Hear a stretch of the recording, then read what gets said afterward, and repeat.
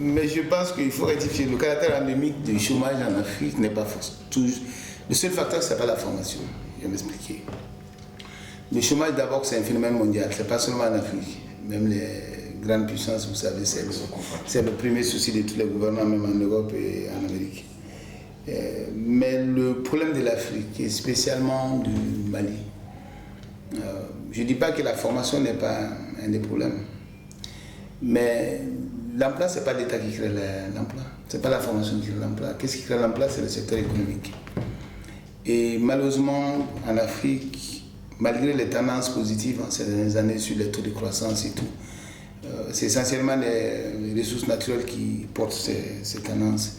Et nous, ce qui manque en Afrique, c'est que dans la majeure partie de nos économies, on ne crée pas de la valeur ajoutée. Je m'explique. La création de la valeur ajoutée, l'exemple simple au Malin, qui est très basique et que tout le monde comprend, c'est le bétail. Nous avons le deuxième cheptel en Afrique. Le deuxième cheptel en Afrique après le Nigeria, le premier cheptel en termes de ruminants en Afrique. Et le bétail, nous continuons à l'exporter sur pied. C'est-à-dire on met des animaux dans les camions où des pasteurs peuvent suivre les animaux et traverser les frontières avec. C'est des milliers d'emplois que nous perdons. On ne crée pas de la valeur ajoutée. Si on abattait les animaux sur place, c'est-à-dire qu'on transportait de la viande, on aurait fait de la transformation localement de la viande aussi qui serait transformée. La viande brute serait partie, la viande transformée serait partie. Ensuite, il y a les sous-produits comme les pots de cuir qui seraient transformés sur place. Vous avez les cornes qui sont utilisées dans la décoration mais qui sont utilisées aussi comme fertilisants qui seraient transformés sur place. Ça créerait des usines et des emplois. Vous avez même les boyaux qui sont utilisés comme farine animale qu'on aurait pu transformer sur place. Et tout ceci, la transformation de toutes ces parties-là crée de l'emploi. Ce pan de la transformation n'est pas encore très maîtrisé en Afrique. Et le gros problème en Afrique, c'est ça.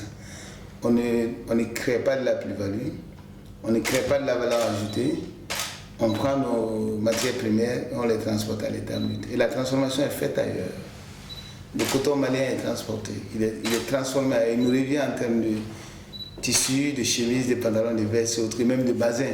Et tous les Maliens sont fiers pour dire que le basin c'est malien, le basin n'est pas malien, c'est la teinture qui est malienne et elle est polluante en plus. Donc c'est cette transition entre la matière première et le consommateur qui n'est pas assurée par nos économies et qui rend le chômage structurel et endémique en Afrique.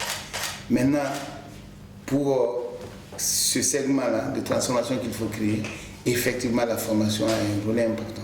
Il y a l'investissement, il y a les choses de base qu'il faut mettre en place, c'est-à-dire l'électricité, la communication, le transport, mais derrière tout ça, il faut des hommes bien formés qui puissent assurer ça.